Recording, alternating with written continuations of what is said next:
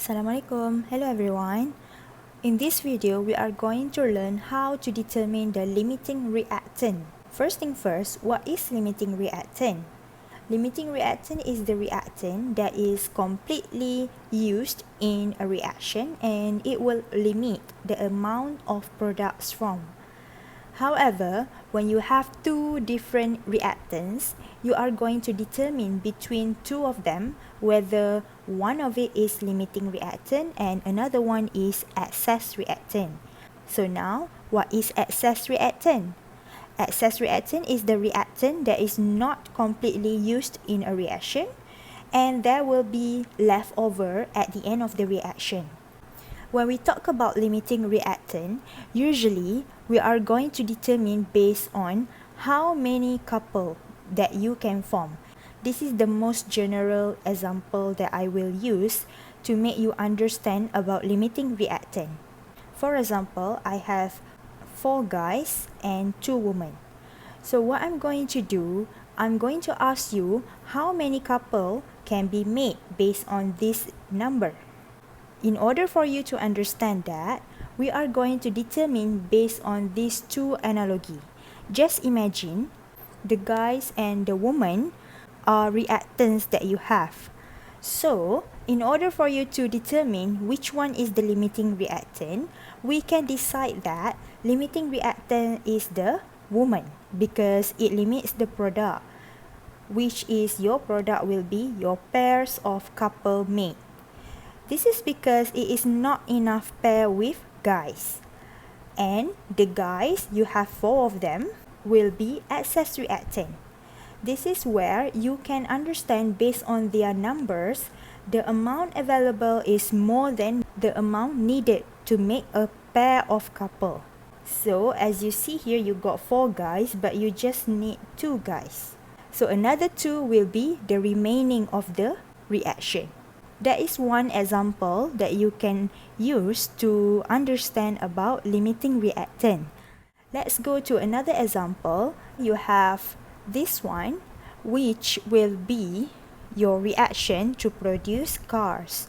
So you have car bodies and tires. So what you're gonna do here, you have to determine which one is going to be the limiting reactant. So what can you see from here? You got 16 tires excess. It means that these 16 tires is going to be the leftover at the end of the reaction. So you can decide that 48 tires here is excess reactant. Automatically, the car bodies will be your limiting reactant. This is where the car bodies will limit the formation of the car. So let's go to the calculation of limiting reactant. This is very important. When you want to determine the limiting reactant, there are a few steps that you have to understand. I use this example 20 where you have C is prepared by reacting A with B. So you have the general unknown A plus 5 mole of B to produce C. And this is the equation that is balanced based on this unknown. And what we're gonna do, in one process, 2 mole of A react with 9 mole of B. So if you got the question where you can find out the mole given based on 2 reactants, automatically that question you need to find out who is the limiting reactant. I repeat, how you want to determine whether the question asks about limiting reactant. It depends on the number of mole given for both reactants. Automatically, you need to determine who is the limiting reactant. So in this case, it's very easy because the question asks you directly what is the limiting reactant. Sometimes it will not ask you directly like this. Next question, you have to calculate the number of mole of your product C. And last but not least, you have to determine how much excess reactant in mole is left at the end of the reaction. So in this case, you have to take out the information given. So you got number of mole for reactant A and reactant B. So put the value below the equation so that you can understand what you are going to find out. So based on these two values, you got 2 different reactants, you have to determine which one is the limiting reactant. Let's go to question A, where I have here is my equation. I want to determine the limiting reactant. A few steps here, we have to follow one by one. Step 1, you have to find the number of moles for both reactants. The one that we have here is reactant A and reactant B. So based on information, it's already given the mole of A and the mole of B. This is what we call as mole available. Mole available is the term that we use for the number of mole that we already have. Please be careful because sometimes it will not give you the number of moles for both reactants directly like this question, because number of moles can be calculated in terms of mass, volume, or molarity. So you have to take a look carefully based on your question. Next step, do the stoichiometry. In this case, you are going to pick which reactant you want to set as X, the one that you want to find out. So I'm going to write my statement from balance equation. In this case, I pick reactant B as my X. So I have the first line, 1 mole A reacts with 5 mole B. The first line is coming from the equation. Next line, you have the mole available for A and you want to find out mole for B. So this is where you cross multiply, you will have the value for mole of B is 10 mole. So here I'm going to label this value as mole needed. So if you see here, you got 10 mole of B needed. However, you just have 9 mole of B available. It's just like you want to buy something with a price Rm 10 ringgit, but you only got Rm 9 ringgit. So it is not enough. So the step 3, we are going to continue by deducing which reactant is limited. That reactant is what we call as limiting reactant. So how you want to compare? You are going to compare based on mole needed with mole available. In this case, mole of B needed is more than mole of B available. Automatically, B is the limiting reactant. So it is very important for you to master the concept of stoichiometry so that you can determine who is the limiting reactant. Please write down everything that I wrote here. For example, if I put in a bracket mole available, mole needed, you have to write them in your answer scheme. So settle for question A. We are going to continue with question B. You have to calculate the number of mole of C.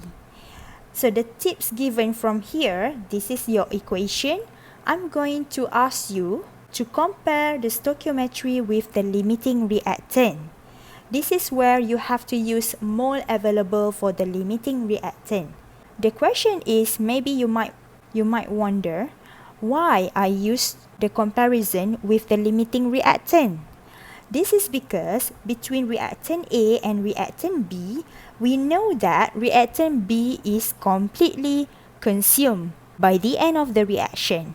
So I'm going to continue my solution. Pick up the answers from the previous question. You have B is your limiting reactant and the mole available for B is 9 mole. So I'm going to do my stoichiometry from balance equation. You have to compare between limiting reactant B and your product C. So my X will be C. So I'm going to put the first line, 5 mole of B produce 1 mole of C. And the next line, based on stoichiometry, you have mole available for B is 9 mole and the one that you want to find out the mole for C. You rearrange, you will have the value for C is 1.80 mole. So this is how you calculate the number of mole for product C. So please remember, you have to compare the moles between product with the reactant that is completely used up by the end of the reaction, which what we call as limiting reactant. Now let's go to question C. What I have here, I have to determine excess reactant in mole is left at the end of the reaction. So my tips here, always compare your stoichiometry with the limiting reactant and please use mole available. So from the previous answer for question A, you have B is the limiting reactant. So automatically, you can say that A is an excess reactant. So mole of B is 9 mole. This is mole available. And mole of A is 2 mole. This is also the mole available. Another term you can use mole given. So I'm going to do the stoichiometry between two reactants. But the difference right now, my X will be my excess reactant, which is reactant A. So first statement from balance equation, 1 mole of A reacts with 5 mole of B. And the second line, my X will be A and I have 9 mole of B available. So I rearrange my equation, I will have my answer 1.80 mole of A. This is mole needed. In order for you to continue how to determine the mole excess, you have to do this calculation where mole excess equals to mole available minus mole needed. So you have here mole excess of reactant A, which will be mole available is 2 mole minus mole needed that you have here. So you will have final answer 0.20 mole for the leftover. So I hope all of you can understand how the style of question for limiting reactant will be asked for. I hope you can do a lot of practice for this part. So that's it for this video. Thanks for watching. Bye.